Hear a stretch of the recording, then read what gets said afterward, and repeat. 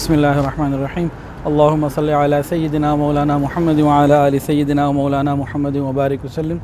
اس وقت ہم مدینہ طیبہ میں مسجد نبوی شریف سے تقریباً کوئی 1.5 کلومیٹر کے فاصلے پہ ایک بہت ہی مبارک ترین مقام پر ہیں، اور یہ اہل بیت کا مکان ہے جو 1300 سال سے اسی طریقے سے ہے۔ اس کی بنیادیں اصل ہیں، بعد میں کچھ نہ کچھ مرمت اپنی چلتی رہی ہوگی، لیکن یہ 1300 سال سے ہے اس کی تاریخ میں۔ اور یہ ادھر کنواں بھی بالکل قریب ہے۔ اس کی تاریخ میں اہل مدینہ یہاں بتا رہے ہیں مستند علماء کرام کہ کربلا سے واپسی کے اوپر حضرت فاطمہ بنت حسین ابن علی رضی اللہ تعالی عنہم اجمعین انہوں نے یہاں قیام فرمایا تھا، اور اہل بیت یہاں مستقل یہاں رہائش پذیر رہے۔ تو یہ انتہائی مبارک موقع ہے۔ اللہ تعالی ہم سب کو نبی علیہ الصلوۃ والسلام کی سچی محبت عطا فرمائے، اہل بیت کی محبت عطا فرمائے، صحابہ کرام کی محبت عطا فرمائے۔ اہل بیت نے تو دین کے لیے بہت قربانیاں دیں۔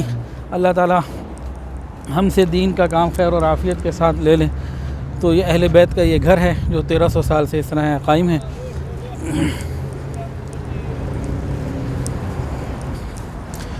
یہ کنویں کی یہ سمت نظر آ رہی ہے،